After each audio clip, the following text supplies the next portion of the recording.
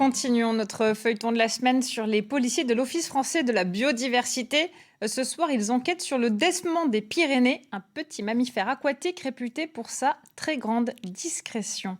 Emmanuel Watt avec Ayam Kalaf. Au cours de ces 25 dernières années, le décement des Pyrénées a disparu de 60% des torrents et des rivières qu'il fréquentait.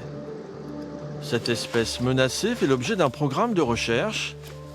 Les agents de l'OFB participent à cette mission de suivi qui consiste à retrouver des traces de la présence de l'animal. Là, c'est pour pouvoir récupérer les crottes. L'autre fois, on a eu des difficultés à la récupérer.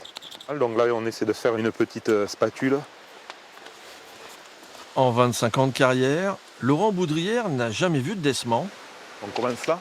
Le micro-mammifère conserve beaucoup de mystères quand il n'est pas carrément inconnu du grand public. Là, on va faire chacun une rive, et en prospectant aussi le milieu du cours d'eau, chercher des cavités où le décement peut aller se réfugier pour manger ses larves d'insectes en toute tranquillité.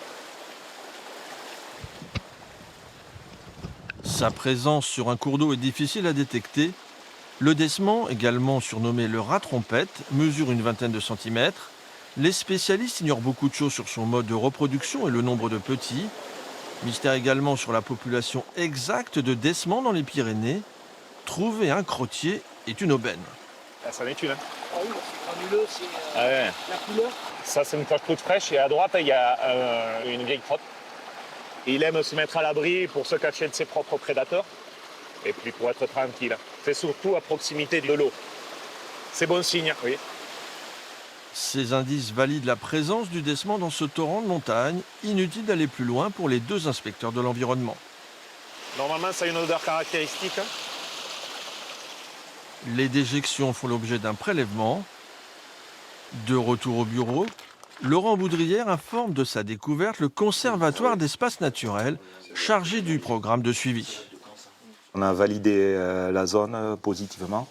On a trouvé des fesses de décement. C'est à cet organisme que l'on doit les rares images du rat trompette évoluant dans son milieu naturel, à voir plutôt au ralenti.